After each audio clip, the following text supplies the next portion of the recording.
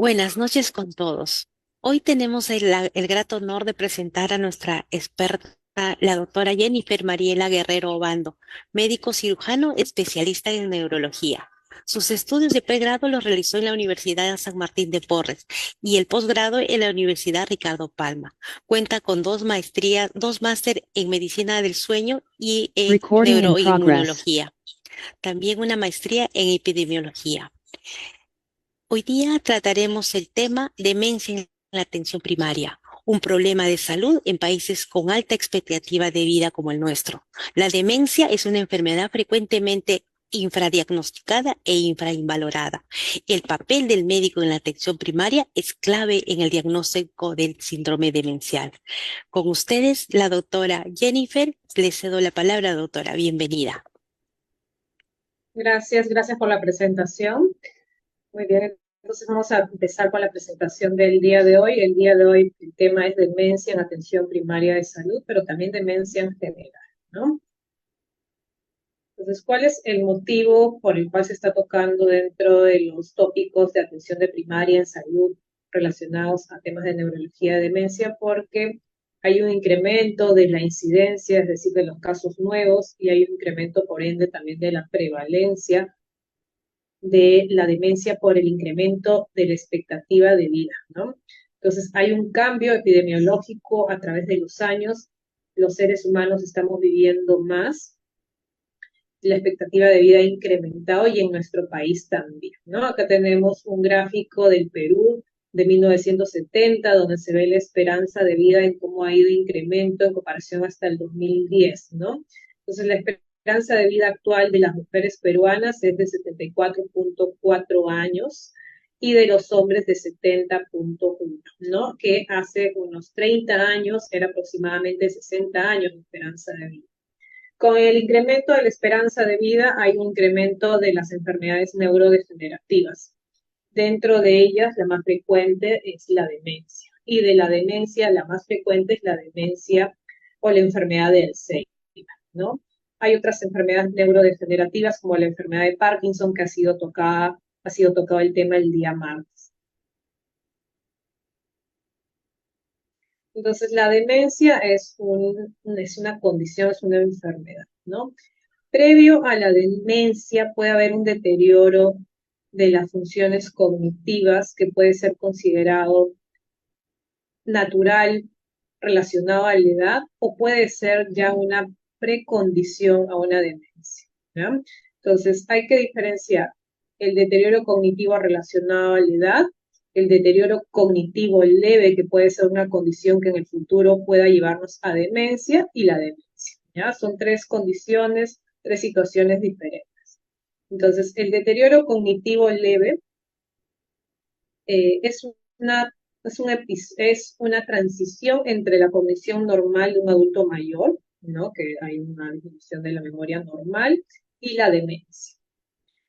En el deterioro cognitivo leve hay una alteración de las funciones mentales, cognitivas, que van más allá de lo esperado para la edad y más allá de lo esperado para eh, las, los conocimientos o actividades cognitivas que el paciente ya tenía y que representa un riesgo para desarrollar demencia.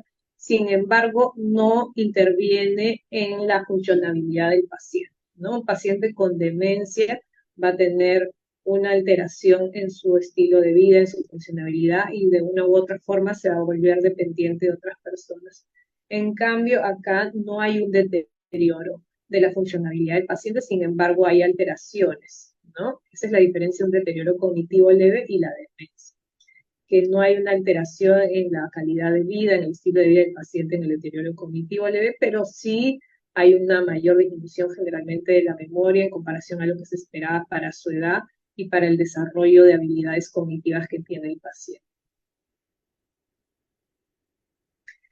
¿Qué preguntas debemos hacernos cuando un paciente tiene deterioro cognitivo?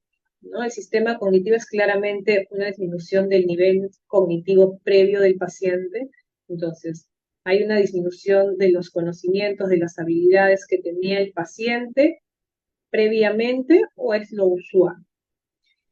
Este síntoma generalmente consultan por problemas de la memoria, es consistente, es fluctuante. Este síntoma altera el funcionamiento diario, la calidad de vida del paciente, su funcionabilidad, que también nos ayudaría a diferenciar si es que altera una demencia versus solo un deterioro cognitivo leve, y muestra el paciente una evidencia clara de deterioro en la evaluación cognitiva. Son como las 4 preguntas básicas que debemos de hacernos en consulta, ¿no? Y esto también se puede hacer en atención primaria.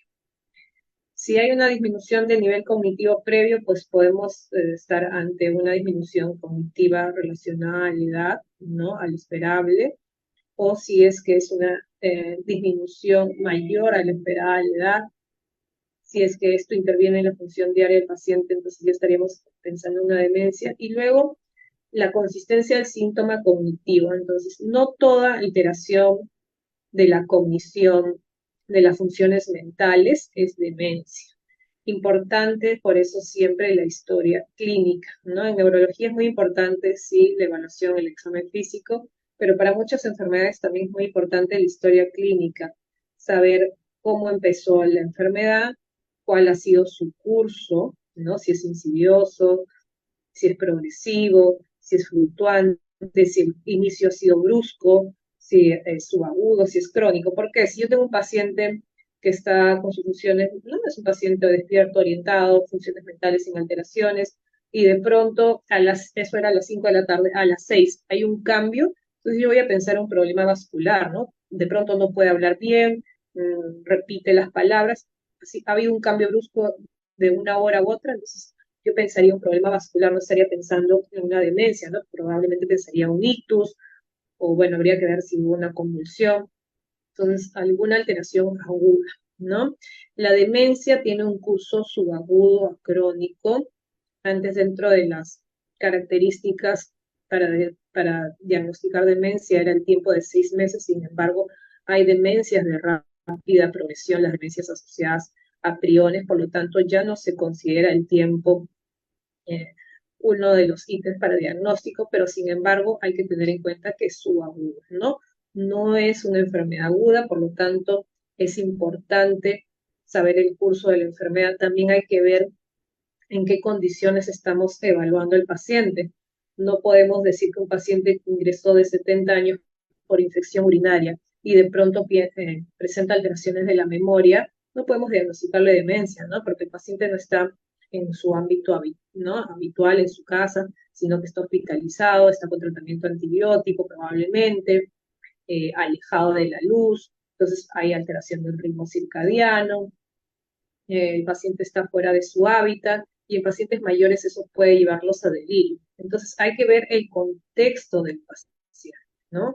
Todos esos factores hay que valorarlos antes de orientarnos a un posible diagnóstico de demencia, ¿no? Entonces es importante dentro de la historia clínica saber el estado cognitivo del paciente, qué grado de instrucción tiene, cuál es la dominancia, qué idiomas habla, cuáles son sus costumbres, porque la mayoría de los test están orientados pues en personas con grado cognitivo o un desarrollo intelectual mediano o alto, entonces también por eso podemos tener falsos positivos, ¿no? Entonces es importante, muy importante la historia clínica del paciente y saber en qué contexto lo evaluamos. Nosotros no, los neurólogos no diagnosticamos demencia a un paciente que presenta alteraciones del estado cognitivo cuando está hospitalizado. Se le explica al familiar que puede tener estas alteraciones cognitivas por el cambio de hábitat, por los medicamentos, ¿no? Y por diferentes circunstancias. Entonces la valoración ya se hace de forma externa cuando el paciente está de alta. ¿Qué funciones mentales tenemos y que el paciente puede presentar alteradas en el caso de demencia? Pues en realidad todas, ¿no?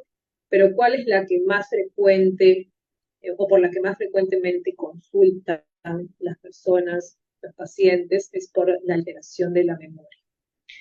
La memoria, pues hay diferentes tipos de memoria. La memoria generalmente se altera en demencia tipo Alzheimer, que es la más frecuente, es la memoria episódica y la memoria semántica. La memoria episódica tiene que ver con hechos como aniversarios, pagos de facturas, ¿no? Y todo eso se va deteriorando, el paciente no va recordando de esos hechos que a veces pueden ser simples, pero que ya si se tornan de forma persistente, pues nos llaman la atención. La memoria semántica va en relación a las características de la naturaleza, por ejemplo, saber que un león, la forma del león, que tiene 4 patas, que es un mamífero, que es amarillo, ¿no? Entonces, eso el paciente lo va perdiendo. Generalmente la memoria que se altera al principio es la memoria episódica, y luego ya es la memoria semántica, y luego las otras memorias, la memoria de trabajo. Eso es lo más frecuente en enfermedad de Alzheimer, pero como hemos dicho, ya hay otros tipos de demencia, o también la enfermedad de Alzheimer puede no iniciar con alteraciones de la memoria, puede también iniciar con alteraciones del habla, del lenguaje, más que de habla, lenguaje, ¿no? Del lenguaje. Entonces, el paciente puede tener una alteración de la comprensión del lenguaje, de la expresión de las palabras, puede hacer algunos cambios en algunas sílabas, puede disminuir su fluencia en las palabras y omitir algunos artículos. En vez de decirme, por favor, acompáñame a comer, por favor, comer, ¿no? Entonces ya va suprimiendo algunos artículos, algunos conectores que se deben de usar para poder hablar de forma correcta. Entonces, esos cambios sutiles también nos pueden indicar que el paciente está entrando en demencia, ¿no? Que es por una alteración del lenguaje en relación al lóbulo frontal, lóbulo temporal. ¿Qué otras alteraciones pueden haber de la praxia, ¿no? La praxia es la capacidad de realizar actividades previamente aprendidas, ¿no? Como abotonarme la ropa, como vestirme, como comer. Entonces puede ser que el paciente ya no realice ciertas actividades que él ya sabía previamente de forma adecuada, ¿no? También está la praxia relacionada, por ejemplo, que ya es más constructiva, a estacionar el carro, a agarrar los cubiertos, a ordenar en los tuppers en la alacena, y el paciente va cambiando, y esos cambios sutiles que a veces a los familiares no les llama mucho la atención o les cuesta aceptar, pues en consulta si uno los pregunta, te lo van a comentar, ¿no? Pero que de repente para ellos no era nada malo, que lo habían considerado parte de su envejecimiento.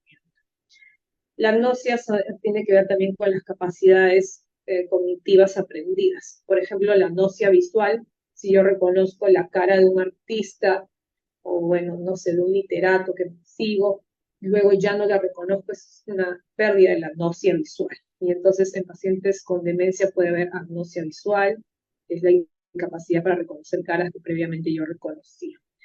Y bueno, las otras funciones mentales que ya mencioné. Además de funciones mentales que ya son funciones mentales estructuradas, visoespaciales, constructivas, que voy a mencionar a continuación.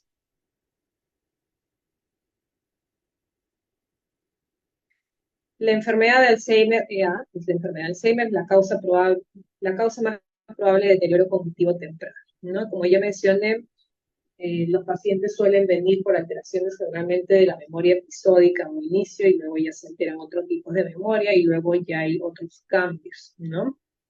Entonces, en los cambios en la memoria episódica, el paciente puede olvidar algunas citas con el médico, puede repetir algunas preguntas que se ha hecho recientes, puede olvidar de pagar las facturas que tenían un día específico de pago.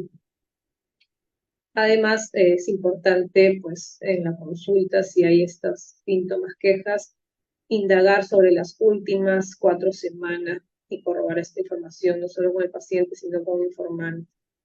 Muchas veces también vienen los familiares porque en el trabajo ha habido quejas, ¿no? Entonces, a veces los familiares no notan mucho estos cambios porque en mi casa no hacen muchas actividades los pacientes, pero en el trabajo que realizan tareas más complejas y el jefe o el compañero del trabajo notan que su función no es la adecuada. Entonces es importante por ahí de repente hacer una llamada telefónica con esas personas para que nos den mayores alcances cuando la alteración es todavía sutil, ¿no? Y en casa no ha habido mayores cambios.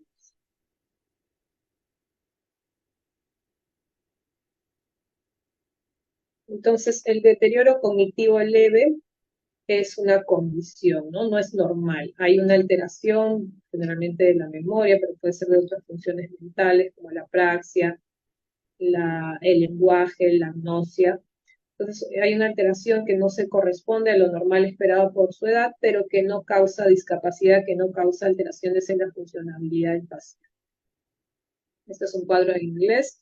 Entonces, acá el deterioro cognitivo no es normal para la edad, pero tampoco es una demencia porque el paciente no tiene alteraciones en la funcionabilidad y hay un decline cognitivo, ¿no? Entonces, si en el deterioro cognitivo leve hay un predominio de alteración de la memoria en un solo y no hay alteraciones de otros dominios como la praxia, la afasia, podría estar el paciente ante un problema o podría ser un estado predemencial, ¿no? Y si no hay alteraciones de la memoria en el deterioro cognitivo leve, si no hay otras alteraciones, por ejemplo, del habla, del lenguaje, podría estar ante un episodio, ante un deterioro cognitivo leve relacionado eh, a una predemencia como de la demencia frontotemporal, ¿no? Si no hay una alteración nésica, o sea, de la memoria, y hay múltiples dominios alterados, constructivos, eh, comportamentales, conductuales, podría estar ante una demencia de cuerpos de Lewy en sus periodos iniciales o predemenciales, ¿no?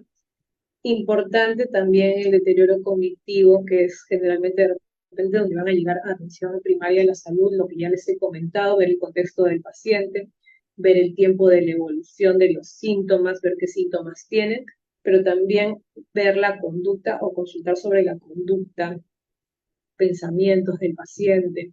¿Por qué? Porque la demencia se puede confundir muchas veces cuando hay depresión, cuando el paciente tiene ansiedad y depresión, puede haber síntomas similares a la demencia, ¿no? Y para la depresión, para la ansiedad, sí hay tratamientos específicos, a diferencia de la demencia, que solamente hay tratamientos sintomáticos, la depresión y el trastorno de ansiedad tienen tratamientos, entre comillas, curativos, ¿no? O que pueden detener la enfermedad, la condición, a diferencia de la demencia, que ya es una enfermedad progresiva que hasta la actualidad no tiene una cura. Entonces, importante también preguntar sobre la conducta del paciente y sobre el estado de ánimo. Y tener test rápidos a la mano para descartar depresión y ansiedad, ¿verdad? Entonces, parte de la evaluación primaria de la salud es también detectar posibles alteraciones que pueden estar confundiendo con un síndrome demencial, y es muy prevalente también estas condiciones del estado de ánimo como la depresión y la ansiedad en pacientes mayores de 60 años. Entonces hay que hacer las preguntas, los test necesarios para descartar estas condiciones, que tienen un tratamiento como ya lo mencioné.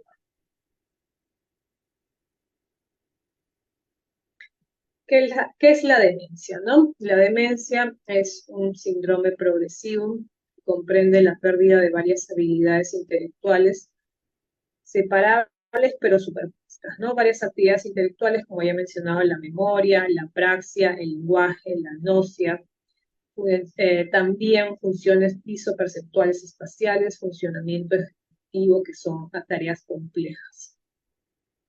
Es la pérdida de estas habilidades que ya habían sido previamente adquiridas, ¿no? Si estoy ante un paciente analfabeto, no le puedo hacer que realice el Mini-Mental Test, el MOCA de repente, porque no sabe escribir, ¿no? Entonces yo no puedo decir, este paciente no sabe escribir porque tiene una demencia, no, porque es una habilidad que él no tenía adquirida, ¿no? Entonces cuando hablamos de habilidades adquiridas, cuando hablamos de demencia es una pérdida de habilidades que ya tenía el paciente, ¿no? Por eso es importante saber qué funciones cognitivas realizaba el paciente previamente a este deterioro. Y estas alteraciones sí interfieren con la actividad de la vida diaria, con la funcionalidad del paciente, a diferencia del deterioro cognitivo leve. Entonces, del deterioro cognitivo leve, que no es un deterioro normal para la edad, pero que tampoco es una demencia, entre el 15 al 20% de estos pacientes van a ir a demencia, y de ellos el más frecuente es la demencia por enfermedad de Alzheimer, ¿no? Entonces, en pacientes con deterioro cognitivo leve se puede hacer algunos exámenes que me pueden orientar a enfermedad de Alzheimer. Hay algunos marcadores, el líquido cefalorraquídeo, que voy a mencionar luego. También algunas imágenes que me pueden orientar a que puede desarrollar enfermedad de Alzheimer o una demencia. Sin embargo, Yo no puedo asegurarle al familiar, al paciente que va a desarrollar una demencia, y ahí tengo que incidir sobre los factores protectores que me protegen de que este deterioro cognitivo pueda llegar a ser una demencia. Entonces, parte de los factores protectores es el análisis del estado conductual y del ánimo que deben de ser tratados, porque también se ha demostrado en los estudios que en pacientes que no tienen o que tienen depresión, ansiedad tratada de forma correcta, pues es una forma de prevenir que llegue a demencia, ¿no? Además de los otros factores que voy a mencionar. Por lo tanto, es muy importante el manejo de las múltiples especialidades y el manejo de la atención primaria para poder hacer las derivaciones adecuadas y el enfoque adecuado. La frecuencia de las demencias, pues hay diferentes tipos de demencia, ¿no? Múltiples tipos de demencia. Dentro de las más frecuentes están las neurodegenerativas, y de las neurodegenerativas la enfermedad de Alzheimer es la más frecuente, pero también hay otros tipos de demencia neurodegenerativas, como la demencia asociada a la enfermedad de Parkinson, que es lo que hemos mencionado en la última clase, la demencia frontotemporal, donde hay sobre todo alteraciones del habla, la demencia por cuerpos de Lewy, donde hay múltiples alteraciones, estados del ánimo, sobre todo de la conducta, desinhibición, ¿no? Y a veces son cambios sutiles.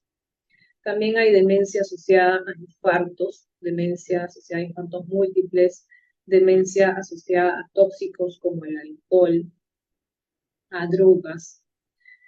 La enfermedad de Corea de Huntington también puede llevarnos a un síndrome demencial, los traumas múltiples, ya mencioné la parte vascular. También hay demencias asociadas a alteraciones metabólicas como alteración hepática, enfermedad renal, enfermedades por priones, que son demencias rápidamente progresivas. La neurosífilis también puede llevarnos a demencias si no es tratada de forma correcta y oportuna. Asimismo, también están las pseudodemencias, ¿no? La depresión, la hipomanía, que no han sido diagnosticadas, nos pueden orientar o hacer pensar que estamos ante un paciente que tiene demencia, pero en realidad es un trastorno del ánimo que tiene tratamiento. Dentro de la clasificación de la demencia, pues tenemos múltiples causas infecciosas, VIH, por déficits nutricionales, por NIC, ¿no? Por otras enfermedades degenerativas como Huntington, esclerosis múltiple, pero bueno, la más frecuente es la enfermedad.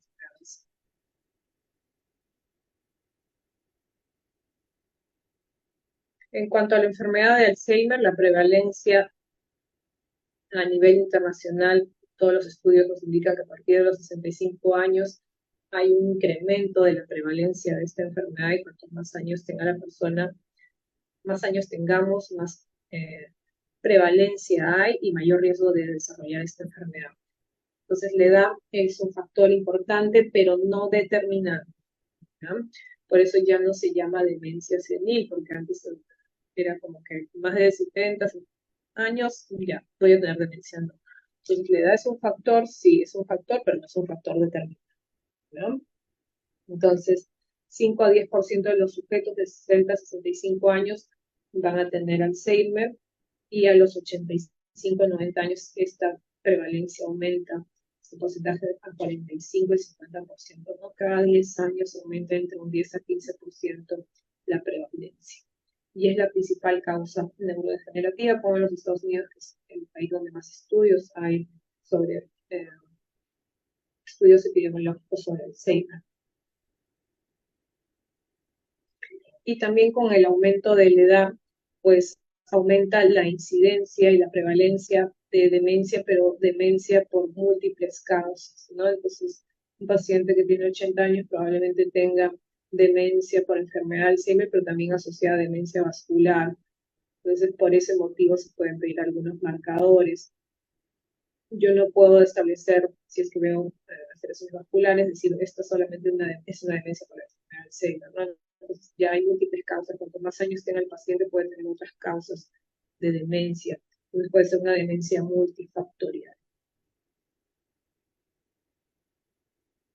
El mecanismo de la fisiopatología de la enfermedad de Alzheimer, pues el principal mecanismo que se conoce hasta la actualidad, la principal teoría es la acumulación de proteínas mal conformadas en el tejido cerebral que está envejecido. Y esto ocasiona estrés oxidativo, inflamación y mayor neurodegeneración, ¿no? La proteína precursora del amiloide debería de ser metabolizada y eliminada, pero cuando esta proteína precursora del amiloide se convierte en beta-amiloide, pues esta no puede ser eliminada y causa daño cerebral y estrés oxidativo en el cerebro y con esto neurodegeneración. También hay depósitos de neurofibrilares, eh, que son proteínas que no han sido metabolizadas de forma adecuada, ¿no? Y este beta-amiloide pues se convierte en placas de amiloideas que causan muerte neuronal. ¿Cuáles son los factores de riesgo no modificables para la enfermedad de Alzheimer? El principal factor es la edad, ¿no? Como ya dije, es el principal, pero no es determinante. También hay factores genéticos como la APOE4, factores protectores está la APOE2. Y acá hay un cuadro interesante que ha sido publicado hace pocos años en relación a la enfermedad de Alzheimer, sobre cuáles son los factores protectivos y de riesgo a través de los años desde que nace el paciente hasta que llega a la senectud, ¿no? Entonces, un factor protectivo es la escolaridad, ¿no? Entonces, la escolaridad, que claro, debería ser un derecho al que todos deberíamos de acceder, es muy importante, ¿no? Claro, la escolaridad es multifactorial, porque pues, se tiene que tener una buena alimentación para que esté concentrado, ¿no? Y otros factores. Pero entonces es muy importante incidir en que todos los niños tengan pues este acceso a la escolaridad, que también va a ser en el futuro un factor protector para enfermedad de Alzheimer. Incluso las estadísticas actuales muestran que la enfermedad de Alzheimer y de otras demencias neurodegenerativas está disminuyendo en países desarrollados o se está presentando de formas con una lenta progresión por la escolaridad alta, ¿no? Entonces, la reserva cognitiva con la que va a llegar este paciente a la senectud va a ser diferente, ¿no? Y esto va a ser un factor protectivo. Entonces, es muy importante la escolaridad en los primeros años de vida. ¿Qué otro factor protectivo hay que ha demostrado en varios estudios ser muy importante? El ejercicio físico, ¿no? Entonces, el ejercicio físico 3 o más veces por semana, cardiovascular, de preferencia de resistencia quiere decir con pesas, con cierto tipo de pesas, a toda edad de la vida, ¿no? Y siempre según las limitaciones, ¿no? Si yo tengo artrosis en la rodilla, no le voy a decir que corre, puede nadar, de repente puede caminar, de repente puede bailar, ¿no? El ejercicio físico, entonces es importante que desde en las unidades primarias de salud, desde los serumistas, haya esta educación del paciente, ¿no? El médico eduque al paciente, educa al paciente en hacer actividad física, educa al paciente en leer para mejorar su actividad o su reserva cognitiva. Estos son los pilares para proteger al paciente de la enfermedad de Alzheimer y de la demencia. Entonces, muchos pacientes vienen a la consulta y me dicen, doctora, pero no sé, yo salgo a pasear al perrito todos los días, estamos media hora y yo les comento que, claro, eso es algo bueno, pero no es ejercicio físico, ¿ya? No es deporte, ¿no? Deporte es a un ritmo, alcanzando una frecuencia cardíaca determinada, que cada día puede ir mejorando, ¿no? Y siempre adaptable a cada situación de cada paciente. Entonces, claro, es importante salir, caminar, pasear, relajarse, pero también hay que hacer ejercicio físico, actividad física como deporte. Ya eso siempre hay que recalcarlo, educarlo, para eso estamos los médicos y el personal para educar al paciente. Que es importante también la dieta sana, ¿no? Hay un enfoque ahora que debería ser dieta mediterránea, ¿no? Alta en verduras verdes sobre todo, ¿no? Bueno, verduras de todos los colores, que deberían de consumirse 3 veces al día, siempre pues adaptándonos a la realidad del paciente, ¿no? También ingerir buenas cantidades de líquido, que va a ser diferente para un paciente con enfermedad renal crónica, ¿no? O un paciente con una cardiopatía, que ahí tengo que restringir un poco los líquidos. Entonces, claro, son medidas generales, pero que se adaptan según la condición de cada paciente, pero la idea es que sea una alimentación sana, baja en grasas, baja en carbohidratos. La actividad cognitiva es importante, ¿no? Entonces, de repente no tuve el acceso a la escolaridad, pero de repente ahora puedo hacer otras actividades cognitivas. Entonces, siempre enseñarle al paciente o reforzarlo o incidir en que haga actividades cognitivas. La idea es que lea 1 o 2 horas al día en promedio. Luego, ¿cuáles son los factores de riesgo?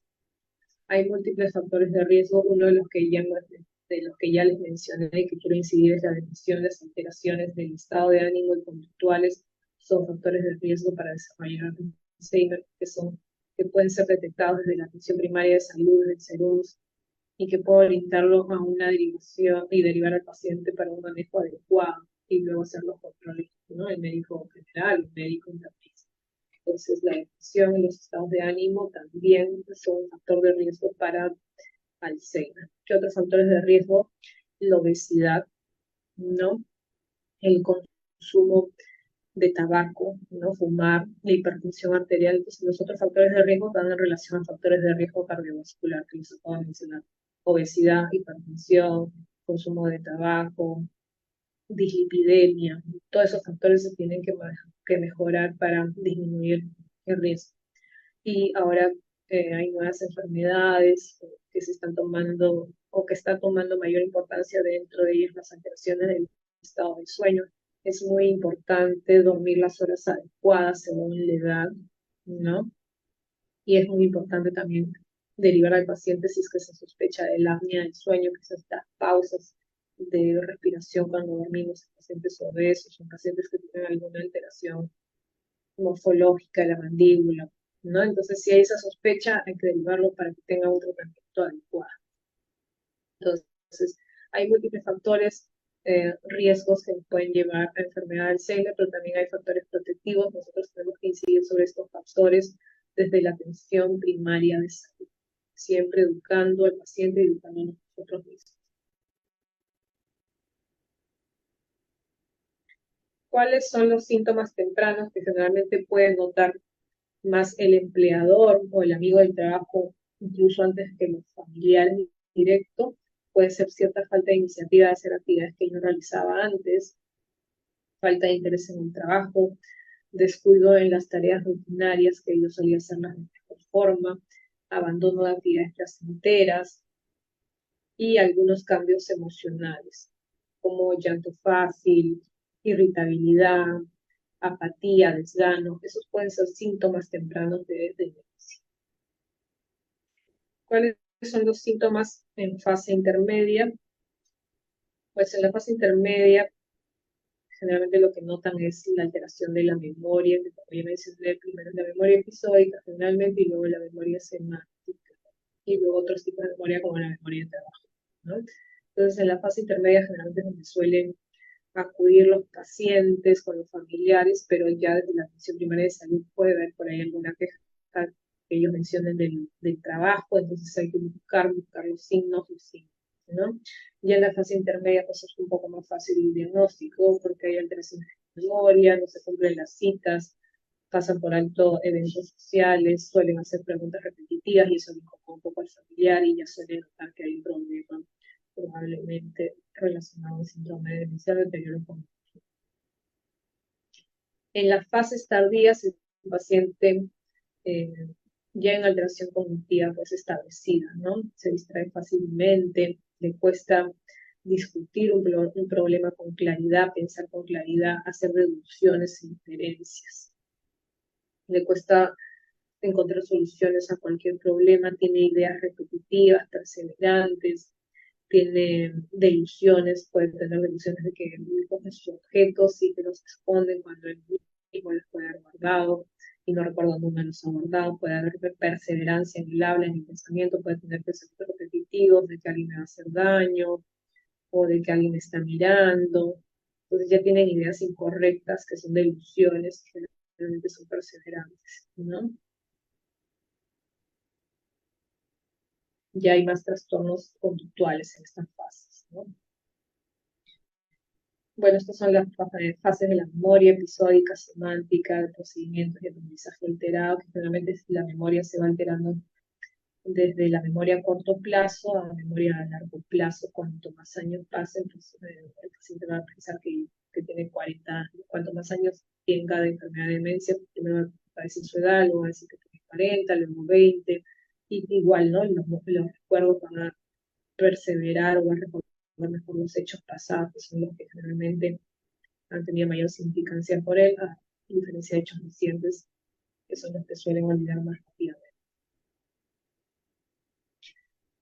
En cuanto a la alteración del lenguaje, como ya he mencionado, les cuesta expresar algunas palabras, les cuesta usar conectores, les cuesta usar artículos, les cuesta encontrar palabras. En vez de decir sol, pueden decir esa bola amarilla, ¿no? Porque no recuerdan la palabra sol. Les cuesta evocar palabras, les cuesta nominar objetos, decir qué objeto, cuál es el nombre de tal objeto. En vez de decir celular, pueden decir teléfono, porque no recuerdan cuál es el nombre de ese objeto. Y el lenguaje no solamente es nominar, expresar, también es comprender. Entonces puede haber alteraciones en la comprensión. Y acá al costado tengo un dibujo del test de Moca. Es un test relativamente rápido. Bueno, no es tan rápido, si requiere cierto tiempo, pero es un test que se puede hacer pues, con el paciente en consulta externa y que a diferencia del Minimental, que es otro test también muy usado, este demora un poco más, pero es un test un poco más específico y sensible y también nos ayuda o puede ser valorado en pacientes que no tienen eh, una capacidad cognitiva o un desarrollo intelectual alto. Entonces, acá, por ejemplo, tenemos varios animales y el paciente tiene que decirnos, identificar qué animales son. Luego se le da una lista de estas palabras y se le pide que repita el primer intento, a los 5 minutos, luego a los 5 minutos, ¿ya? Después para valorar la memoria, entonces lo que evalúa es identificación, para que nomine objetos, para nomine estos animales, la memoria, la atención, se le pide que lea esta serie de números y cuando detecte el número 1, que nos avise, ¿no? Entonces, el paciente también tiene que tener la atención preservada para que pueda realizar este test. En el lenguaje se ve la fluidez del lenguaje, también se le puede hacer el span de P, que quiere decir que nos digan todas las palabras en un minuto que empiecen con la letra P, y luego también se ven ya funciones más complejas como la abstracción, similitud entre la manzana y la naranja. Entonces, este test es muy importante porque no solamente evalúa funciones cognitivas superiores, funciones mentales superiores, sino funciones mentales ya complejas como la abstracción, la orientación y el recuerdo diferido. Entonces, es un test relativamente simple que se puede hacer en consulta externa. Ahora, los test es parte de la valoración, ¿no? No es que un test me va a decir sí o sí si tiene demencia o no tiene demencia. El MOCA tiene una puntuación, ¿no? Entonces, según la puntuación yo me puedo orientar, pero no es que voy a diagnosticar, ¿no? Entonces, si tiene más de 26, yo puedo orientarme que el paciente no tiene ningún deterioro, ¿no? Que es normal. Lo normal es más de 26. Si es entre 21 y 26 puede haber un deterioro cognitivo leve y si es menos de 21 pues podremos estar en un síndrome demencial. Pero como ya les he dicho, hay que hacer unidad clínica. Estos test pueden apoyar nuestro diagnóstico como pues, no. Entonces solamente nos ayudan, es un apoyo de diagnóstico, no es para un diagnóstico absoluto. Entonces hay que verlo así, porque cada paciente es diferente y porque estos test también han sido realizados en otras realidades, ¿no? Claro, son test validados a nivel internacional, pero que de repente no se ajustan a nuestra realidad. Incluso como ven acá en el test hay un camello, ¿no? Que no es un rinoceronte, que no son animales que frecuentemente vemos en nuestro país, ¿no? Entonces de repente pues, podríamos poner una llama, una alpaca. Entonces, claro, el test es un test internacional, pero para que vean que un test es una ayuda, un apoyo diagnóstico, pero lo que se tiene que hacer es una unidad clínica y ver si estas alteraciones cognitivas interfieren en la vida del paciente y si es así, ya estamos ante un síndrome de demencia, ¿no? Interfieren de forma establecida y con síntomas subagudos. Bueno, otra valoración que se hace es de la capacidad visual espacial, ¿no? Y ejecutiva, que son funciones mentales ya complejas, ¿no? Entonces, esto es parte también del MOCA, es la parte inicial del MOCA, donde se ve la función visoespacial ejecutiva, en la función ejecutiva se hace que el paciente siga el orden, ¿no? Después del 1 sigue el A, después del 2 sigue el B. Y un paciente con demencia con alteración ejecutiva puede no seguir este orden correcto, ¿no? Entonces, para eso nos ayuda. Entonces, el test de MOCA a mí me parece que es un test bastante complejo, pero hay que saber interpretarlo de acuerdo a la realidad de cada paciente y saber cuándo hacerlo, ¿no? Como yo mencioné, un paciente que está hospitalizado por infección urinaria, porque tenía un TEC, porque ha tenido una fractura, y ese paciente mayor de 65 años puede presentar ilusiones, puede presentar delirium, pues no le voy a hacer un test para medir su capacidad mental en ese momento, ¿no? Entonces es un test que debe ser eh, bien interpretado de acuerdo a la realidad del paciente y de acuerdo a la situación del paciente, ¿no? Es un test que debe hacerse en consulta externa, cuando el paciente esté tranquilo, sin ninguna intercurrencia, ¿no? Luego parte del test es copiar el cubo. El test del cubo también es bastante interesante porque nos ve la capacidad abstractiva del paciente, la capacidad de construir y la capacidad de ver en dimensiones, ¿no? Entonces nosotros vemos en 3 dimensiones y el paciente con enfermedad de Alzheimer pierde esta tridimensionalidad, solamente mantiene la bidimensionalidad. Entonces va a dibujar del punto un cuadrado, no un cubo, ¿no? Todo eso nos puede orientar a que estamos ante un síndrome de demencia. Entonces, muy importante desde MOCA, y en esta parte es la visual, la alteración. Lo que evaluamos es la alteración visoespacial y también pues tiene que ver con la náusea visual, de que preguntar al paciente si es que logra ver, cómo ve, ¿no? Para realizar estos test es muy importante que el paciente pues nos escuche. En pacientes mayores suele haber hipoacusia, que también es un factor de riesgo, ya demostrado en los últimos estudios para desarrollar Alzheimer o otras enfermedades demenciales. Un paciente que tiene hipoacusia tiene que ser tratado de esa hipoacusia, porque la hipoacusia hace que él se aísle socialmente, que tenga menos contacto y con esto es menor desarrollo cognitivo o una menor actividad cognitiva y con esto riesgo de Alzheimer. Entonces el paciente debe escuchar y ver bien, ¿no? Obviamente si no ve bien el paciente por diferentes motivos, no podemos hacer estos test que implican identificación, que implican escribir, ¿no? De repente ahí ya es más evaluaciones auditivas en pacientes que tienen alteraciones visuales. Y en ellos tenemos que reforzar pues otro tipo de actividades cognitivas, actividades con las manos, actividades con los oídos, actividades con el cuerpo, ¿no? Entonces, que yo tengo un paciente que no vea bien y que tenga alteraciones visuales y no tenga cura, no significa que no lo puedo incentivar a que haga actividades cognitivas, ¿no? Entonces, es muy importante también valorar esto y si es que las alteraciones visuales o auditivas tienen un tratamiento, tienen que ser tratadas. Todo esto es para prevenir el Alzheimer, para tener una mejor calidad de vida, ¿no? Dentro de los síntomas, también en pacientes con enfermedad demencial, que no solamente son alteraciones cognitivas, también pueden tener alteraciones psiquiátricas.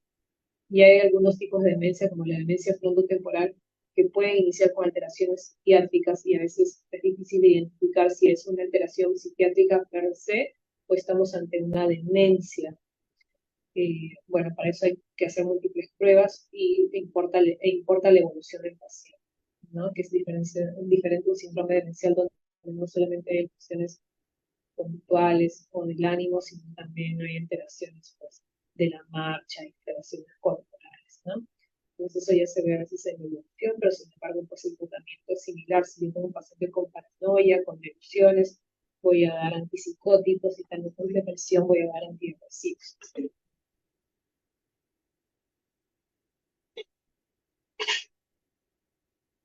Muy bien, entonces los síntomas psiquiátricos, paranoia, desinhibición del comportamiento, depresión, cambios del estado de ánimo, generalmente se da en enfermedades de Alzheimer un poco más avanzadas, pero en otro tipo de demencia, como la demencia frontotemporal o demencia cuerpo de Lewy, puede ser desde la fase inicial y habrá que valorar tratamiento ahí antipsicótico, antidepresivo.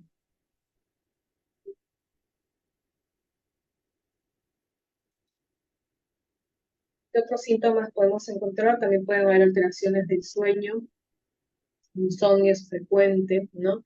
Pues ya hemos visto que Hay alteraciones psiquiátricas, alteraciones del sueño que pueden ser parte de la enfermedad o pueden ser síntomas previos que podrían llevarnos a demencia, ¿no? Igual tienen que tener un enfoque de un tratamiento adecuado. Entonces, pacientes con insomnio también tienen un riesgo de desarrollar Alzheimer o demencia, ¿no? Y un paciente con Alzheimer o demencia que tiene insomnio, pues tiene mayor riesgo o riesgo de una progresión más rápida si es que no trata este insomnio, si es que no trata estas alteraciones psiquiátricas, ¿no? Entonces, no solamente es para prevenir, sino también para que cuando yo tenga la enfermedad establecida, evitar que la progresión sea rápida. Entonces, para el insomnio pues, podemos tratarlo con melatonina, puede usarse mirtazapina, hay diferentes medicamentos que lo puede indicar el neurólogo, que lo puede indicar el psiquiatra, también pueden ir de la mano si es que si todavía está en condiciones adecuadas de terapia cognitiva conductual. Y ver cómo es su ritmo circadiano, ver cómo el paciente tiene la higiene de sueño es muy importante, ¿no? Entonces, todo eso se debe educar y eso también el paciente de Secretaría de Salud debe tener nociones generales sobre la higiene de sueño, sobre evitar dispositivos electrónicos en la noche, que la noche es para descansar, para reposar, para preparar el cuerpo, para dormir, no es para pensar en realizar actividades al día siguiente, ¿no? Y tratar de evitar estímulos estresantes en la noche, ¿no? Y tratar de tener un horario establecido. Luego también puede haber trastornos de la conducta del sueño REM, que es del sueño medio, no de 2 horas más o menos de inicio del sueño. Puede haber estas alteraciones de conducta del sueño REM, y que es lo que va a decir el familiar, la esposa, el esposo, que el paciente habla como si estuviera despierto, que el paciente se para y no se luchar, que el paciente presenta movimientos bruscos, tipo pedaleo, tipo forcejeo, que el paciente mueve el brazo como si estuviera tirando un puñete. Entonces son movimientos o conductas anormales en el sueño. Esto es un trastorno de la conducta del sueño REM. Para eso también hay tratamiento y el neurólogo pues lo puede diagnosticar con un estudio del sueño adecuado. Porque si hay una alteración del sueño REM también que no se trata de forma adecuada, también hay un riesgo de que la demencia pueda ser más rápido. Sin embargo, los trastornos de conducta del sueño REM son incluso síntomas premonitorios en la mayoría de los casos de enfermedades neurodegenerativas, sobre todo de las tautopatías, enfermedades relacionadas a Parkinson, Parkinsonismo. Entonces, la enfermedad de Alzheimer y las demencias no solamente hay alteraciones de la conducta y cognitivas y del estado de ánimo, sino es una enfermedad que afecta todo el cuerpo. Hay un deterioro físico generalizado. Entonces, el paciente puede tener una alteración de la marcha, un enlentecimiento de sus movimientos, el cuerpo se va volviendo más rígido, puede aparecer también como la cara puede tener una cara desconcertada, perdido, y en el examen físico, aparte de los test cognitivos que hemos mencionado, como el MENTA, el MOCA, y además de otras evaluaciones cognitivas, también en el examen físico en general podemos tener algunos signos como el reflejo palmo-mentoniano, que yo al frotar la palma de la mano voy a tener una contracción del mentón ipsilateral, esto es por alteración del lóbulo frontal, ¿no? Puede tener el paciente reflejo de presión, que es normal en los lactantes, ¿no? Que son reflejos de liberación frontal. Entonces podemos ver también cambios físicos del paciente, corporales, de la marcha, de, de la aprehensión, ¿no? Algunos reflejos de liberación, de la rigidez de los movimientos más lentos, y esto, así como hay una evolución del problema cognitivo, también una evolución del deterioro físico hasta que el paciente llega a estar postrado en cama. Entonces no es solamente una enfermedad mental, sino que también altera todo el físico del paciente, incluyendo las extremidades, y eso hay que explicarle al familiar que va a haber un deterioro físico generalizado en su cuerpo. Y este es un cuadro donde se ve el porcentaje de pacientes, de los síntomas del paciente con enfermedad de Alzheimer según la edad, y vemos que cuanto más años tiene, la memoria es el síntoma que más predomina, pero en un inicio es la memoria reciente, la episódica, y luego ya pues es una memoria semántica, memoria de trabajo, ¿no? Entonces va adquiriendo, cuanto más años tiene el paciente, más alteraciones de la memoria, la alteración de la memoria es lo que más predomina. Sin embargo, pues en pacientes más jóvenes, generalmente menores de 60 años, hay otros síntomas también predominantes, como las alteraciones en el lenguaje, las alteraciones en el juicio o las alteraciones para resolver problemas que se pueden ver en demencias frontotemporales. Hay múltiples diagnósticos diferenciales, entonces mis diagnósticos diferenciales se deben de orientar según mi historia clínica, ¿no? Si yo he tenido una caída y por eso digo, importa la evolución. Yo tengo una caída y después tengo ciertas alteraciones de la memoria, me golpeé la cabeza, un paciente mayor podría tener un hematoma subdural con una tomografía, rápidamente podemos diagnosticarlo si eso de repente necesita un tratamiento quirúrgico. Y si hay, por ejemplo, presenta convulsiones en el deterioro cognitivo, puede ser que estemos ante un tumor cerebral, ¿no? O si hay un síndrome consultivo, entonces de repente estamos ante una metástasis cerebral y la alteración de la memoria no es por la demencia, sino porque hay un tumor en el cerebro. Y por eso es muy importante la historia clínica. Si el paciente trabaja en una fábrica que está tóxico, si estamos en los PPs, o una fuga, no lo sé, ¿no? En su empresa, entonces podría ser una intoxicación por metales pesados, ¿no? Es importante. La historia clínica, y hay exámenes que en todo paciente con deterioro cognitivo o síndrome demencial se deben de hacer, si los exámenes básicos son los que voy a mencionar a continuación. Eh, lo básico en todo paciente con sospecha de demencia o deterioro cognitivo leve es el hemograma completo, el perfil hepático, perfil renal, dosaje de vitamina B12, perfil tiroideo, RPR, para sífilis que está lamentablemente con incremento de la incidencia en los últimos años, y el ISA para VIH, ya que el VIH pues, es una síntoma, ¿no? De imágenes puede ser tomografía o resonancia, según las sospechas que yo tenga el paciente y según la condición del paciente, y la evaluación neuropsicológica para determinar si el paciente tiene una demencia leve, moderada, severa, o si es que es leve, para poder diferenciarla de un deterioro cognitivo leve, a veces es necesaria la evaluación neuropsicológica. No se puede determinar en consulta. La evaluación neuropsicológica, pues, con múltiples evaluaciones que se realizan en un mes o más. Entonces, esto es lo básico en todo paciente que sospechó de demencia o deterioro cognitivo leve. Acá les he puesto la imagen de una resonancia magnética donde se ve atrofia, y este es como el signo de serrucho por atrofia del lóbulo temporal, ¿no? Los surcos están marcados, acá hay un espacio también, ¿ya? Que podría estar, ¿no? Se ve una disminución del volumen del lóbulo frontal anterior, en realidad de todos, pero sobre todo del lóbulo frontal y del lóbulo temporal. Cuando hay deterioro cognitivo leve, pero no me queda claro si podríamos estar ante el inicio o ante la fase inicial de una demencia por Alzheimer, se pueden pedir algunos marcadores. Que en el país pues tenemos un poco, se puede hacer PET amiloide, ya por emisión, tomografía por emisión de electrones para ver el amiloide depositado. Y bueno, también hay algunos marcadores que se pueden hacer líquidos clororraquídeos que se encuentran fuera del país, ¿no?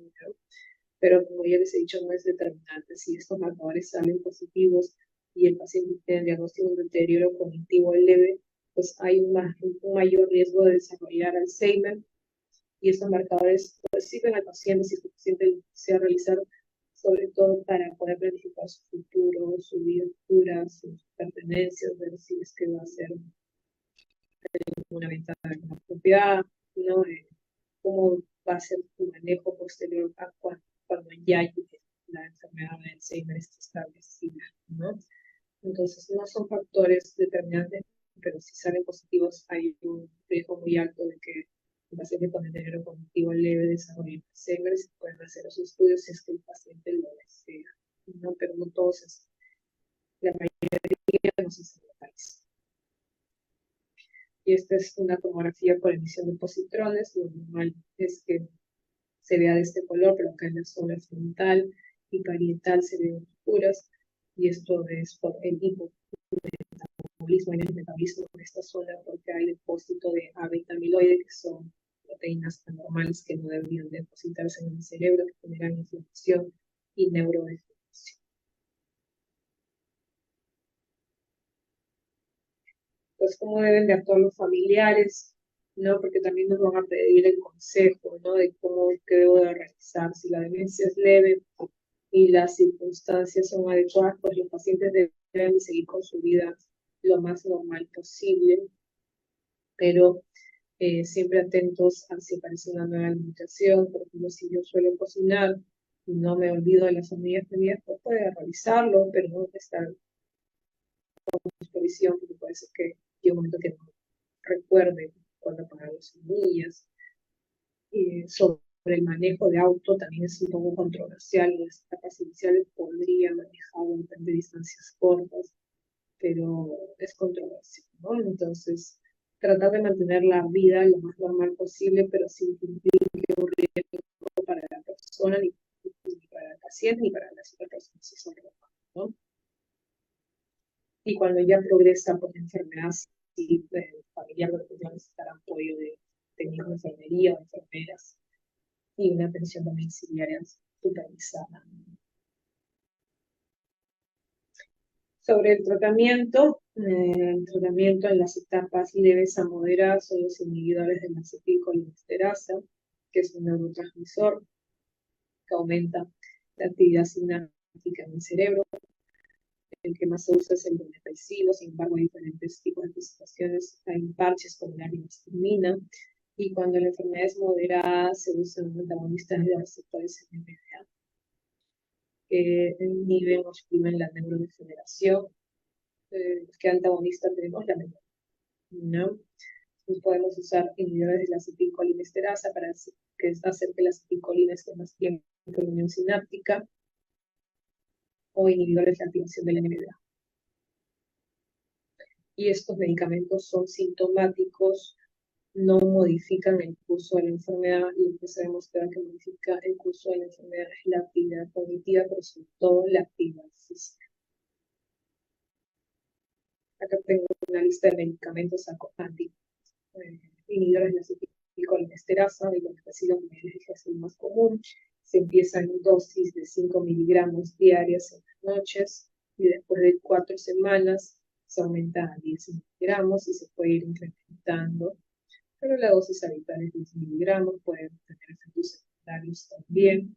Y pacientes, esto es para pacientes con enfermedad de Alzheimer. Para otro tipo de demencia no hay ningún tratamiento establecido. De lo que se trata son síntomas de la demencia frontotemporal. Si yo tengo paranoia, delusiones, pues estoy antipsicótico por el tiempo. Entonces lo que se trata son los síntomas. En cambio, pues para enfermedad de Alzheimer hay medicamentos que podríamos poner la memoria. Estoy mencionando, estos medicamentos no se usan en otros tipos de demencia. Incluso pueden empeorar los síntomas en las demencias. Por el cuerpo de Lewy podrían producir temblor, dar náuseas, mayores efectos secundarios sin ningún beneficio. Dentro de los otros inhibidores de acetilcolinesterasa tenemos la glutamina, rivastatina, que son parches, y antagonistas receptor N-metildeaspartato, la memantina, ¿no? Que se empieza con dosis de 5 miligramos y se va subiendo hasta una dosis de entre 15 a 20 miligramos, de acuerdo a la función renal del paciente. Todos estos medicamentos tienen efectos secundarios y habrá que valorar si hay una buena respuesta. Luego, pues es importante el tratamiento conductual, el enfoque conductual, a veces con psicólogos, tratar de mantener la casa dentro con un ambiente tranquilo, relajado, con colores que den paz, ¿no? Colores claros.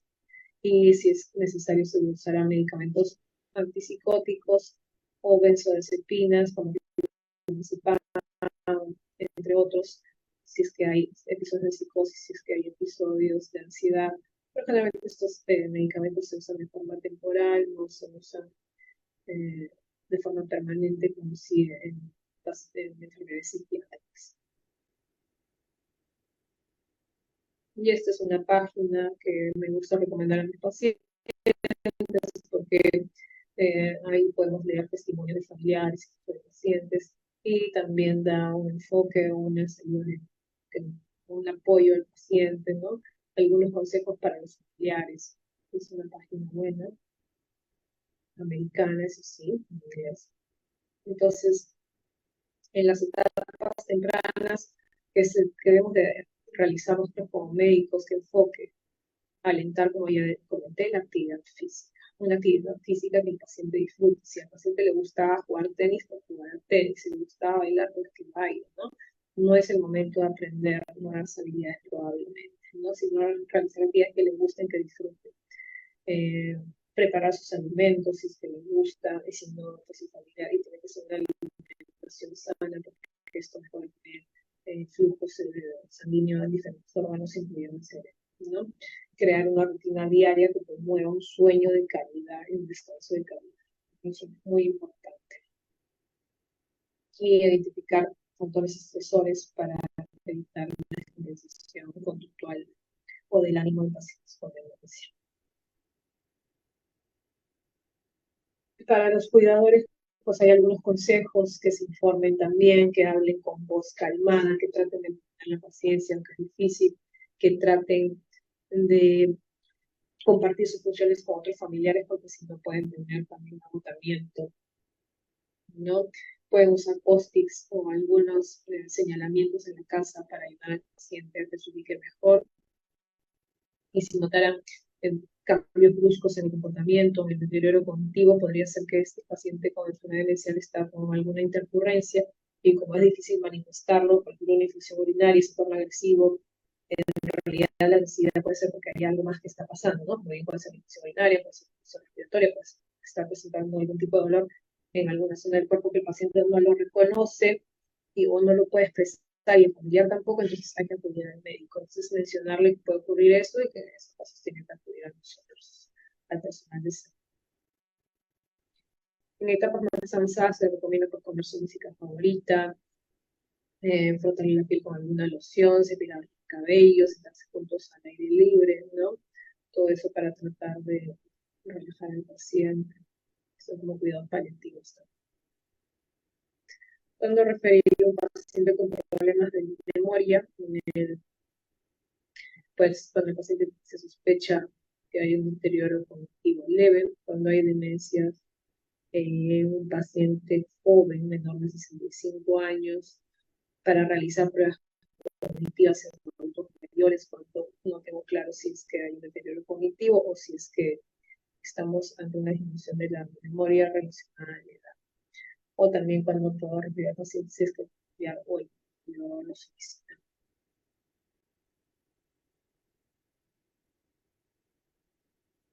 Muy bien, y eso sería todo respecto a demencia y sobre todo enfermedad de Alzheimer en la atención primaria de la salud. No sé si hay alguna pregunta.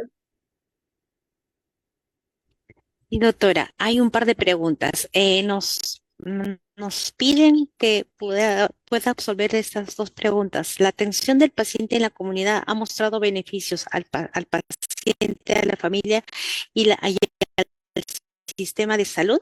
Sí, claro que sí, ¿no? Porque la atención del paciente en la comunidad es la atención más próxima que tiene el paciente y de repente más rápida y más asequible. A diferencia de la atención del paciente, puede ser un hospital complejo donde las citas pueden demorar de 3, incluso más meses, ¿no? Entonces sí, se ha demostrado que la atención primaria de salud con los médicos de familia, los médicos generales, pues ayuda mucho a detectar enfermedades intercurrentes, ayuda mucho a mejorar los estilos de vida, a educar al paciente y a la familia. Bien, doctora. La otra consulta pregunta nos refiere que se entiende que la estancia en el domicilio mejora la calidad de vida del paciente respecto a la institucionalización y reduce de una manera sensible los costos para los servicios públicos, sociales y sanitarios en el Estado. ¿Es así lo que se percibe como parte del aporte que da a nivel de atención primaria esta connotación? Pues siempre en casa el paciente comillas, va a estar mejor, ¿no? Pero si en casa tiene alguien que lo apoye, ¿no? Porque si tenemos al hijo o a la hija que trabaja todo el día y solo llegan en la noche, pues no tendría mucho sentido, ¿no? Entonces, el paciente debe estar en un lugar donde se sienta cómodo y donde tenga el mejor apoyo, ¿no? También es muy importante evitar las caídas. Como dije, esta es una enfermedad no solo mental, sino que afecta a todo el cuerpo. El paciente presenta el mismo con la evolución de inestabilidad de la marcha, ¿no? Entonces, tener un paciente solo o de repente con un cuidador que no está todas las horas, podría indicar un riesgo. Si el paciente se cae, se fractura la cadera, pues esto puede acelerar la demencia. Entonces es importante que el paciente esté en un lugar donde pueda ser cuidado, más que decir casa, es un lugar donde pueda estar cuidado y donde también se le, o donde pueda realizar actividades cognitivas, ¿no? En el país, claro, las instituciones muchas veces no suelen reforzar esta parte, la actividad cognitiva y las actividades físicas, pero si hay un lugar así que es mejor que la casa, pues también podría, podría tenerse en consideración. Bien, doctora, muchísimas gracias. Mire, por cuestiones de tiempo estábamos ya en el momento del break, pero consideramos y no queríamos interrumpirle porque el tema es bien importante. ¿Qué le parece? Un minuto y continuamos la segunda parte. Bueno, creo que por cuestiones de tiempo podríamos continuar con la segunda parte.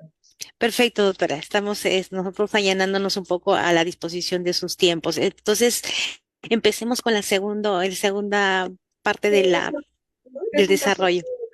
es un caso clínico corto, ¿ya? Donde pues las personas que nos están escuchando, médicos, personal de salud, pueden hacerme luego preguntas y luego de eso ya vamos a concluir, ¿ya? Para que no se cansen. Perfecto, doctora. Gracias. Le cedemos la palabra entonces. Ujú. Bueno, el caso clínico se trata de una paciente mujer de 67 años, cuya ocupación ella es abogada, y se presenta la evaluación neurológica acompañada de su hijo, quien está preocupado por estos problemas de memoria que comenzaban en internet. Ella refería que no sentía ninguna alteración, no era consciente de sus problemas de memoria, pero sin embargo su hijo afirmó que había estado extraviando las llaves, olvidando algunas palabras que quería usar en algunas oraciones y tenía problemas para recordar los nombres de sus conocidos, sin embargo sí recordaba los nombres de sus familiares. Asimismo, el hijo también afirmó que le preocupaba que ella estuviera haciendo las mismas preguntas repetidamente durante el transcurso del día y que hubiera cometido también algunos errores en el trabajo y siendo su trabajo más importante para tomar decisiones, pues había llamado la atención de los compañeros de trabajo y de su jefe, ¿no? No sé si el auditorio tiene alguna pregunta sobre este caso, porque luego ya vamos a pasar al examen físico si les hubiese gustado saber algo más de esta paciente. Estoy verificando, doctora, todavía no se muestra las preguntas o las inquietudes.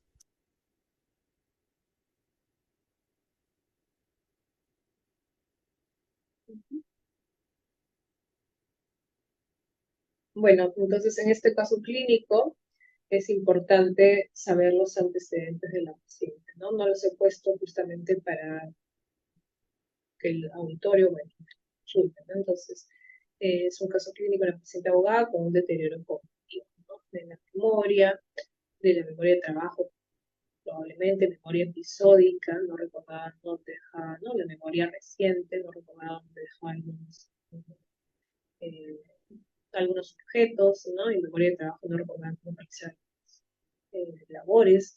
También tiene una alteración del lenguaje, no logra evocar algunas palabras, ¿no? Entonces, acá hay dos funciones mentales alteradas, la memoria en sus diferentes expresiones y el lenguaje, ¿no? Que han ido progresando, que son persistentes, que no son fluctuantes, que siempre están y que el hijo ya le ha llamado la atención. Ahora, acá sería importante saber si esto ha sido brusco un día para el otro o ha sido progresivo. Cuando yo converso con el hijo, él me dice pues, que ha sido progresivo, ¿no? Esto ha ido de forma lenta y que el tiempo de enfermedad es aproximadamente 6 meses. Entonces sería bueno también al hijo o a la paciente preguntar si hay factores de riesgo cardiovascular, ¿no? Si hay hipertensión, si la paciente sufre de diabetes, si se hace screening de problemas de tiroides, cómo es su alimentación, si es vegetariana, para ver si hace consumir sin déficit de vitamina B12, qué actividades mentales suele hacer ella, si suele hacer deporte, cómo duerme, cuántas horas duerme. Entonces, todos esos factores en los que yo luego voy a incidir cuando dé tratamiento y sobre todo para ver qué exámenes necesitaría pedir, ¿no? Entonces, la paciente tenía como antecedente de importancia hipertensión arterial que no era tratada de forma correcta porque refiere que ella se veía la presión, que por momentos le bajaba, le subía, entonces ella había decidido tomar solo cuando se sentía mal. Y ya sabemos que la hipertensión arterial es una enfermedad silenciosa, no da síntomas a menos que esté mal, ¿no? Entonces, sí tenía un factor de riesgo cardiovascular que no está bien controlado. Se le realizó el test de Mini-Mental y obtuvo una puntuación de 25.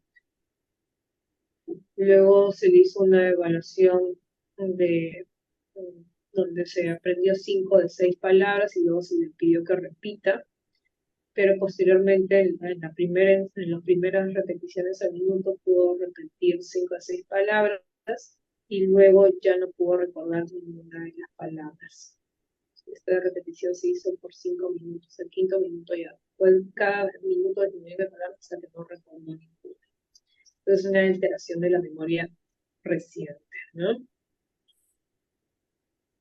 En la presentación de señales y contrastes semánticos se encontró un reconocimiento deficiente. Entonces le costaba también la abstracción, también tenía un problema de abstracción, y se le hizo que haga este dibujo, ¿no?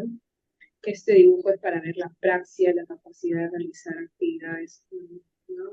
Como dibujo previamente aprendidas, y también la orientación.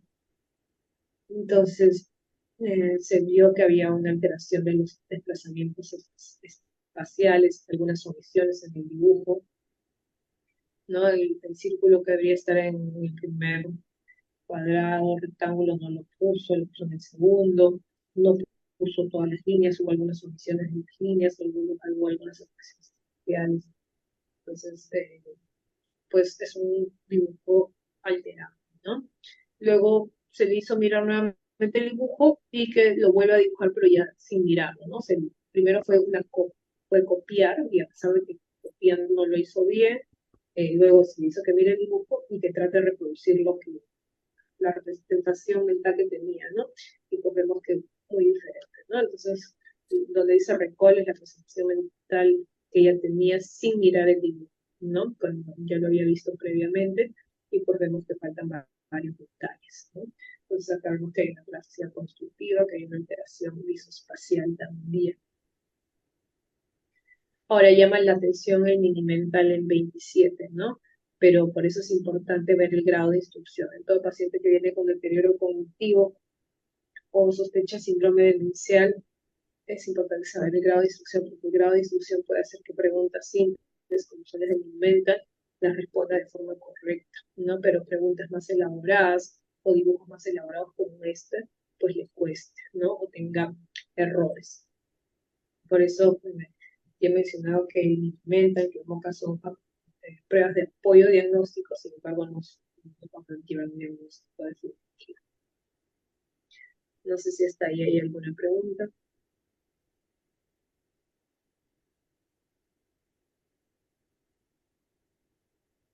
Sí, doctora, solamente para hacer una precisión, entendiéndose de dos momentos. Uno es como antecedente, sí, los factores en la parte de anamnesis, si los factores, desde cuándo se tiene los problemas o esos problemas y cuándo fueron agregándose cada uno de ellos. Y la otra pregunta o la precisión era si empezaron en la parte de antecedentes, si había familiares que presentaron en algún momento el mismo cuadro como antecedentes. Mira, muy bien, muy buenas preguntas. Importante el antecedente familiar, el Parkinson, la demencia de Alzheimer tiene también un riesgo genético, ¿no? Está presa en el INA-E4, es un gen relacionado con el Parkinson, y claro, es menos del 30% de las personas que tienen estos genes alterados, pero sí, se le preguntó si había antecedente de enfermedad de Parkinson y de enfermedad de Alzheimer y si tenía un antecedente, pero era el abuelo materno, ¿no? Si tenía un antecedente entonces de un familiar con enfermedad de Alzheimer. Y sobre la evolución de la enfermedad, pues lo primero que notó el hijo, y era lo típico, fue que olvidaba dónde dejaba los objetos. Eso empezó hace 6 meses probablemente, y luego ya con el transcurso de los meses, 3 meses antes de acudir a la consulta, le llamó la atención que olvidaba algunas palabras y las cambiaba, entonces, o las omitía. Y luego ya último hubo quejas en el trabajo, ¿no? Entonces por ese motivo ya deciden acudir por emergencia, por consulta externa. No sé si hay alguna otra pregunta de la audiencia. Por ahora no lo estamos viendo, doctora. De repente, si es que se estén animando a hacer. Bueno, entonces, como les mencionaba, el Mini-Mental es una prueba menos sensible y específica que el MOCA, pero más rápida de hacer. Requiere pues, que el paciente tenga, ¿no? Una actividad o un desarrollo cognitivo medio o alto. No en pacientes en el momento no se puede hacer esto. Entonces, esta prueba. Entonces, ella es una paciente abogada, profesional, por lo tanto, puede ser que estas pruebas salgan normales, ¿no? En más de 24 es normal. Entonces, si yo me guiaría de mi mental y no hubiese hecho otras valoraciones, pues hubiese concluido que la paciente no tenía ninguna alteración, ¿no? Entre 19 a 24 quiere decir que hay un deterioro cognitivo leve. Entre 24 a 18 es un deterioro cognitivo moderado o demencia en etapa inicial. Menos de 14, de 14 a 18, menos de 14, pues puede que el paciente puede tener demencia, una demencia probablemente ya con síntomas medios o avanzados. Entonces, según el Mini-Mental, esta paciente pues no tendría demencia, no tendría deterioro cognitivo, pero claro, importa la capacidad intelectual y el desarrollo cognitivo que ha tenido esta paciente durante toda su vida, por eso tengo que hacer otras valoraciones, ¿no? El test del reloj también es una valoración, pedir al paciente un reloj para ver cómo, cómo pone los números, la ubicación de los números, y de preferencia derecha a izquierda. A veces lo ponen de arriba para abajo, empiezan con el 12, o a veces empiezan con el 1 pero abajo. Entonces, claro, eso no es normal, ¿no? Hay que hacer unidad clínica y, como dije, hay que hacer otras pruebas, no solo valorar una prueba, pero en la atención primaria de la salud, pues puedo ir avanzando. Yo creo que mi consejo es que realicen el test de MOCA si es que se puede realizar. Si no, pues el Minimental podría ser una opción, pero haciendo unidad clínica. Porque el Minimental sobre todo nos ayuda para estados avanzados.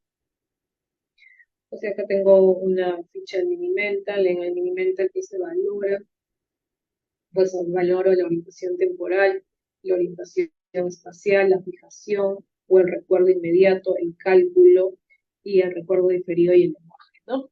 Entonces, en orientación pregunto el año, la estación, el día, el mes y en qué día de la semana estamos. En orientación especial, pues el lugar, el piso, ciudad, provincia, país. Fijación o recuerdo en el lugar paciente, diciendo 3 palabras y las tiene que repetir. Luego la resta son cálculos simples de 3 en 3, de 30, de restando 3. El recuerdo diferido, vuelvo a preguntar las palabras que mencioné en su momento. Ahora, el recuerdo diferido se puede dar algunas pistas para que el paciente recuerde, y esas pistas no van a sumar. Si yo ya le doy la pista, pues ya no puntúa. Pero si dándole pistas el paciente puede recordar la palabra que le mencioné, puede ser que tiene un problema de atención y eso podría estar en relación a depresión o ansiedad. Entonces, ahí yo puedo de repente pensar que, o incidir o hacer otras valoraciones para buscar ansiedad o depresión, y de repente tendría que derivarlo más que al neurólogo o al psiquiatra, ¿no? Dependiendo, pues, como ya dije, de la unidad clínica que tenga el paciente. Y en el lenguaje se valora la nominación, que nomine objetos, lápiz, reloj, que repitan, que comprenda órdenes, que lea, que parte de la valoración del lenguaje, que escriba y que copie un libro, ¿no? Pues claro, es un buen examen el Mini-Mental, pero si pueden hacer, yo recomendaría que hagan el test de boca. Pues también se le hizo algunos estudios a esta paciente, ¿no? Según lo que he mencionado, no sé qué estudios pediría, no sé si la audiencia quiere dar alguna opinión de los estudios que le pediría a esta paciente.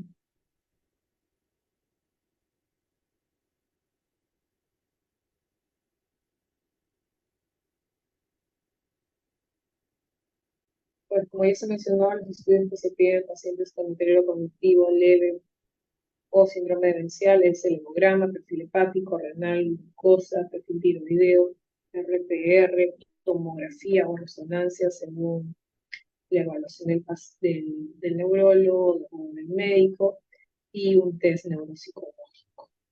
¿Ya? Eso es lo ideal, ¿no? Bueno, si hay una tendencias avanzadas en neuropsicológico ya no tiene mucho sentido porque probablemente no vamos a resolver ninguna de las preguntas que le hagamos. También el motivo de hacer estos tests es ver en qué áreas está fallando más, si está fallando más en orientación espacial, pues voy a reforzar el tratamiento medicativo más en esto, si estamos fallando más en el cálculo, pues sabe que haga más ejercicio de cálculo, en el recuerdo diferido, pues sabe que haga más ejercicio de recuerdo. Entonces los test no solamente nos sirven para el diagnóstico, sino para ver qué áreas voy a reforzar cognitivamente, con la terapia cognitiva que se puede hacer en estadios leves, moderados de demencia o en deterioro cognitivo cuando no hay demencia. Pues parte del estudio pues, son las imágenes, se la realizó una resonancia magnética cerebral en la paciente, donde se ve que hay una disminución del volumen del hipocampo en la región temporal bilateral. A pesar de sus síntomas leves, su alto nivel de educación y funcionamiento premórbido, junto con el predominio relativo a estos problemas de la memoria, el diagnóstico de la paciente pues, fue de Alzheimer. ¿Ya? Se le hizo todas las pruebas, en las pruebas no se encontró mayores alteraciones, vitamina B12, tiroideos salieron dentro del. Entonces, a pesar de tener un mini-mental en 27, haciendo unidad clínica con las otras pruebas, con la prueba de los dibujos, con las pruebas de la atención, luego se realizó un MOCA, donde sí se encontró alteraciones, entonces haciendo unidad clínica, se llegó al diagnóstico de demencia. Esta paciente tenía una alteración en la funcionalidad y un deterioro en su vida habitual que ya no le permitía trabajar. Entonces, no solamente había un problema de la memoria o del habla, sino que este problema interfería en su vida diaria. Si interfiere en su vida diaria, ya hay. ¿Ya? Y bueno, eso era todo lo que quería comentar el día de hoy. No sé si hay alguna pregunta. Sí, doctora, aquí comentan, llama la atención el minimental en puntos disminuidos, considerando que uno según el screen en el test, es más sensible con el TAM, y si el problema es anamnésico, seguro que daría una afectación mayor. Bueno, no solamente era un problema de la memoria, ¿no? Había un problema también visoespacial, dibujo, también sí tenía un problema de la memoria, un problema de la memoria a corto plazo, pero no era un problema muy llamativo, ¿no? Entonces la capacidad cognitiva de esta paciente pues hacía que los test tengan esta valoración pues, alta para un paciente con alteraciones que ya eran relacionadas a la demencia, ¿no? Entonces, en el Minimental solo se encontró alteraciones en estos 3 puntos menos, por lo cual sería punto 27, fueron cuando se hizo el recuerdo, ¿no? Y todo lo demás lo respondió de forma adecuada, pero hay que tener en cuenta que ya tenía una reserva cognitiva adecuada. Pero cuando ya se quiso hacer dibujos más complejos, como el dibujo que mencioné, ella falló. Cuando se hizo pruebas de atención también ya falló, no presentó deficiencias. Entonces la memoria sí está alterada y eso era lo que puntuaba menos en el mental, pero era una alteración no tan llamativa, sin embargo, complementando con otros estudios, pues podemos llegar en línea al diagnóstico de demencia tipo Alzheimer. Y el TAM también es una buena ayuda y también ¿no? que ayuda también en la valoración, sobre todo para poder corroborar con los familiares. En cuanto a la bibliografía, pues esta es la bibliografía que he usado, generalmente usamos el continuo, la bibliografía es una revista americana de donde solemos sacar la información, sobre todo en la etapa de la residencia, y bueno, pues, y eso es todo lo que quería comentar el día de hoy, gracias. Perfecto, doctora. Muchísimas gracias. Felicitarle por su excelente ponencia. Podemos entonces un poco contextualizar parte de las conclusiones y decir, el médico general o médico que está en la atención primaria debe estar capacitado para el adecuado diagnóstico y seguimiento de los pacientes en el marco del ámbito de la comunidad, lo que evitaría el gasto de recursos e incomodidades para el paciente y la familia. Al contar con una apropiada atención en el área de salud, el profesional que debe estar preparado y conocedor de los problemas en la comunidad y en el entorno familiar del paciente será capaz de prestarle también un adecuado seguimiento y un oportuno asesoramiento y atención con apoyo de la familia. Agradecemos la brillante exposición de la doctora Jennifer Mariela Guerrero Bando, médico neuróloga, que nos ha compartido todo su bagaje de conocimientos en su larga experiencia en la atención asistencial, así como su labor como docente en la Universidad Científica del Sur. Con ello hemos llegado al término de en este brillante tema, demencia en la atención primaria. Muchas gracias, doctora. Gracias. Hasta luego. Buenas noches. Buenas noches a todos.